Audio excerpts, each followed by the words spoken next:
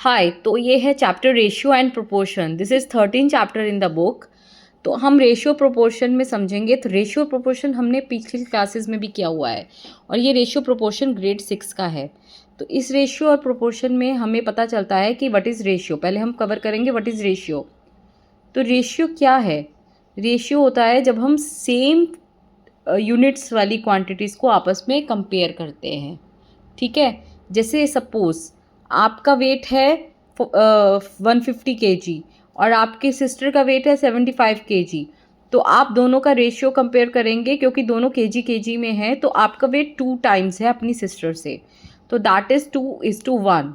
Ratio is 2:1। Okay.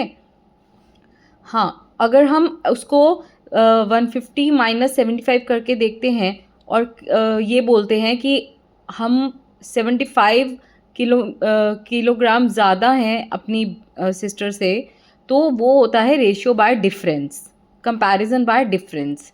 Okay. और अगर हम ये करते हैं कि हम अपना कंपेयर करते हैं सिंपली डिवाइड करके कि 150/75 that is our weight is 2 times from our sister, तो वो होता है कंपैरिजन बाय डिवीजन और रेशियो। ठीक है। अब इसमें आपको मेन पॉइंट ये ध्यान रखना है कि जब भी आपको किसी चीज़ का रेशियो निकालना है आपस में, तो आपको सेम यूनिट लेना है। ओके। जैसे केजीज हो गया या फिर हाइट है तो सेंटीमीटर हो गया।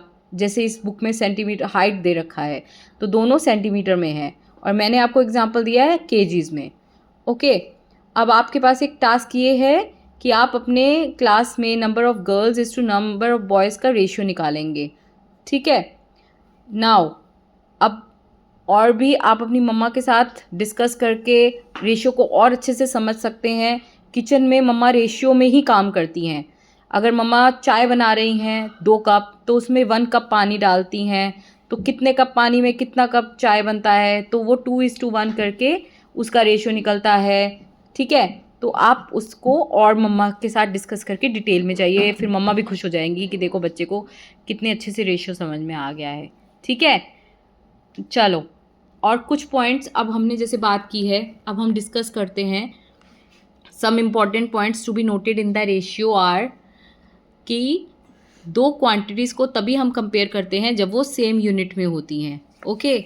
लाइक वो मैंने बताया था आपको। और रेशियो का खुद का कोई यूनिट नहीं होता है। जैसे अगर आपने हाइट को कंपेयर किया है 150/75, दोनों सेंटीमीटर में है, लेकिन रेशियो आएगा 2:1, not 2:1 centimetre, only 2:1। Okay.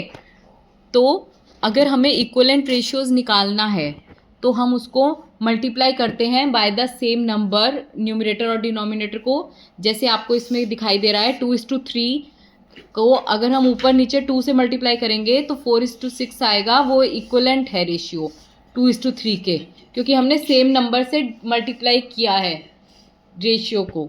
Okay. And अगर हम डिवाइड करते हैं, जैसे 20:30 आपको दे रखा है, डिवाइड करते हैं 10 से, तो 2:3 हमारे पास आ जाएगा, इक्वलेंट आ जाएगा।